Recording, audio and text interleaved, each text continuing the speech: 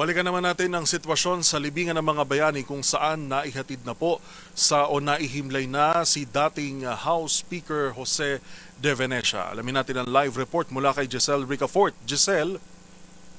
Naihatid na sa huli niyang hantungan si dating House Speaker Jose De Venecia Jr. dito sa libingan ng mga bayani sa Taguig City.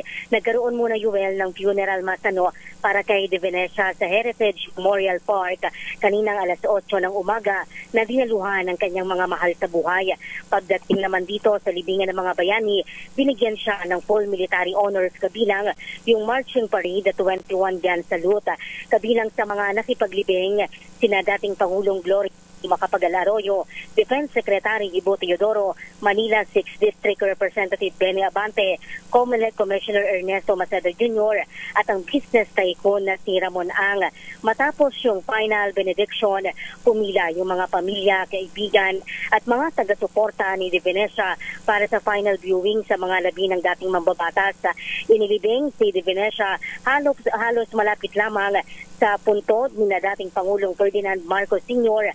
at dating Senate President at Presidential Legal Counsel Juan Ponce Enrile. Inalala siya ng kanyang may bahay na si Congresswoman Gina De Venecia bilang may konsensya na muhay ng nakaugat daw sa paglilingkod at buong puso na inala yung kanyang sarili sa sambayan ng Pilipino sa may gitaan natin. In these days of mourning, I've come to a profound realization.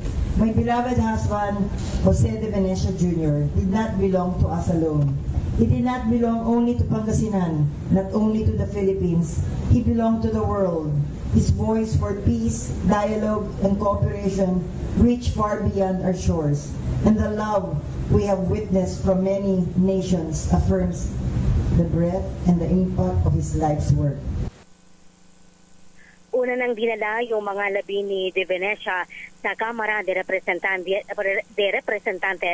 at maging doon sa Pangasinan para naman sa memorial service at pagbibigay sa kanya ng tribute. Pumanaw noong Pebrero 10 yung 89 na taong gulang na dating leader ng mababang kapulungan. Para sa MBC TV Network News, ito si Giselle Ricafort para sa DZRH, una sa Pilipinas, una sa Pilipino. Live mula sa libingan ng mga bayani, maraming salamat, Giselle Ricafort.